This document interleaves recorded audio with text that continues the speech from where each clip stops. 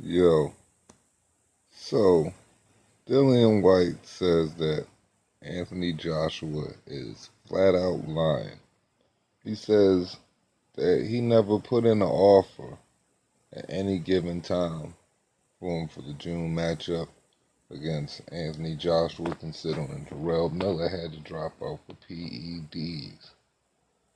Dillian Whyte said he was in 10 weeks of out of testing, and he would have been more than ready to step in, considering he was very interested for the match.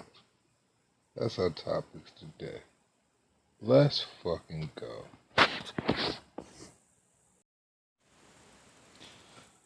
Yo, what's up, fight fans? It's your man 3K the Boss, aka Mr. Two Hands Up.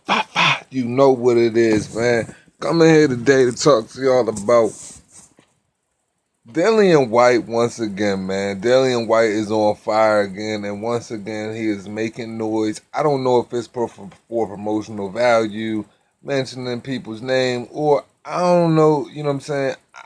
I hope it's for promotional value, man, because you're just doing a whole bunch of barking, you know what I'm saying, about a whole bunch of shit that really don't matter. But it is news, and you know we're going to talk about it on a two-hand show, so let's go ahead and unwrap this shit. Let's just try to figure this Rubik's Cube boxing shit out one more again. Let's get it in. All right, so Dillian Whyte did an article, and I caught it on the boxing scene, and I was going to drop it earlier, so I just figured I would just hang on to it and just give it to y'all later on the day and just wrap that up, and we'll go into whatever we go into in boxing tomorrow.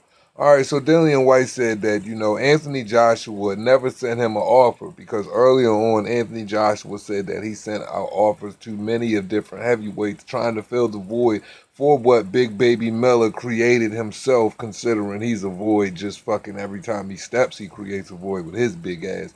But anyway, Jarelle Big Baby Miller created a void by testing positive for PEDs not once, not twice, but 3 fucking times he tested. So Anthony Joshua and MTK USA / MTK, the zone was in a massive scramble trying to figure out who his next opponent was. Now, we know the next opponent is Andrew Ruiz, but Dillian Whyte is stating that he was very interested in the match, and the fact that they didn't even, send him an offer, and they're mentioning his name, pisses him the fuck off. He went on again to state that he was in 10 weeks of VADA testing, and he was more than ready to go, and it is a match that he was highly interested in. So if he could have got the championship match, Dillian Whyte was more than willing to take the offer. So who is lying here? I am not one to know Dillian Whyte is a liar. He's a straightforward person, but if you look at the recent history of what has been taking place since Anthony Joshua has been trying to close out an opponent, since I'd probably say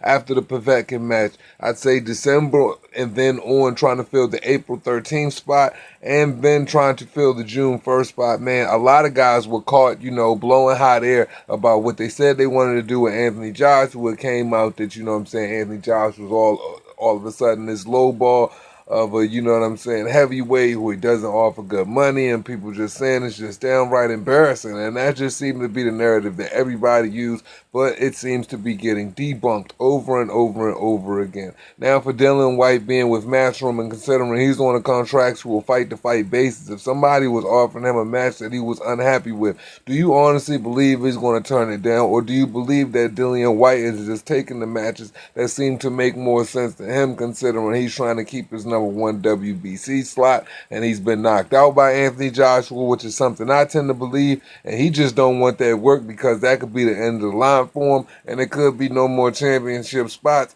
and the fact that England would have no choice but to feel differently about you, because you can't use Anthony Joshua's name for clout, because once he beats you twice, and if you go 0-2, that just makes the end of a trilogy. But Deontay Wilder, that's a whole different can of worms. You have a lot of claims staked in what's going on over there, but you seem to be getting dodged left and right by all different, parties that have to do with the WBC, the PBC, and Deontay Wilder himself. Can't even get through to Mauricio Suleiman, and he is the president, so that just lets you know right there just how deep that rabbit hole goes.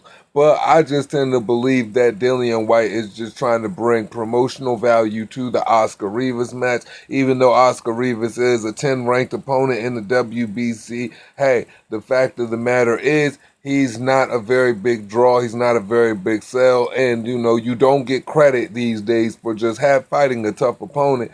You get credit for basically what you say in the media, all of the fake shit you do, and pretty much the juicy topics that you tend to spill out. Because it seems like in Deontay Wilder's case, he's got more of a claim of kicking over tomato cans and just mentioning people's name and talking like he's about action but blowing out hot air. Now, Dillian Whyte isn't about hot air. He has been highly active, from Robert Helenius to Lucas Brown to goddamn Dave Allen to Joseph Parker to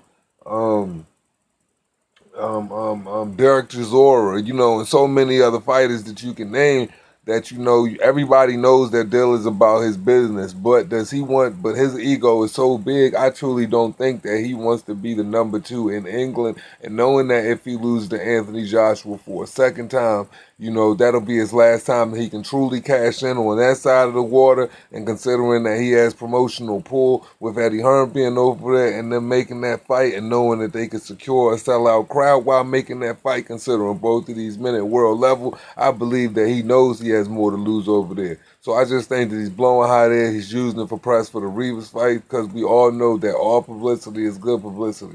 No matter if you bashing Anthony Joshua was the hottest sticking in boxing next to Canelo Alvarez, and we saw what he did on his second DAZN out in 1.2 fucking million. You know what I'm saying?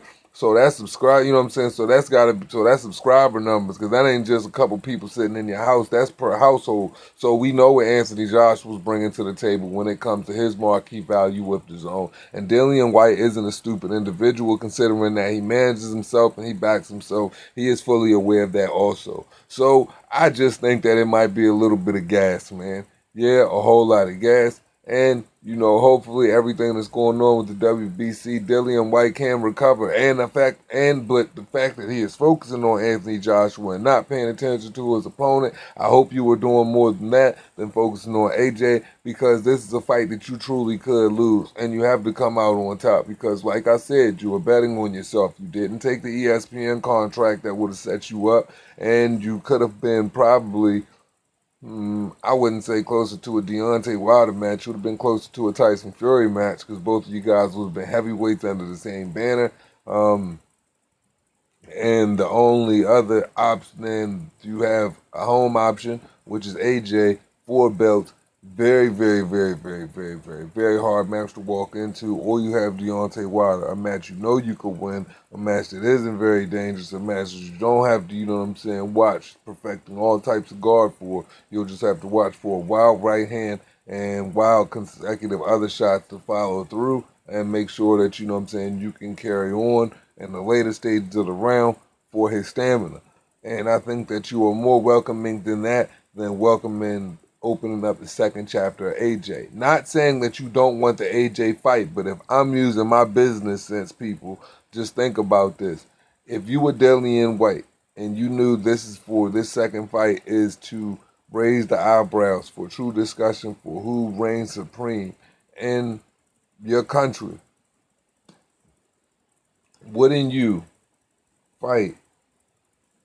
Wouldn't you try to get the Deontay Wilder match first, secure the WBC belt, make your value increase, then do a tune-up fight for the WBC, get another payday, and then go into the Anthony Joshua fight, knowing that your promotion is going to build it, make it bigger than anything you could imagine. Sell it out in England and do it through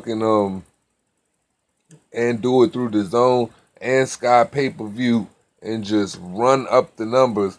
I truly believe that would be the smarter decision than going any other route about it. But if you continue getting treated like a game of dodgeball, and you're just getting dodged in every sense of the word, like the WBC is treating you, man, you might have to really buckle down and take the Anthony Joshua match. Because let's be honest here, never in heavyweight history have I seen a situation where so many heavyweight opportunities are coming up for guys that are in a position to pull the trigger and win a shot at 4 belts and the keys to fucking the universe, and nobody's willing to take it.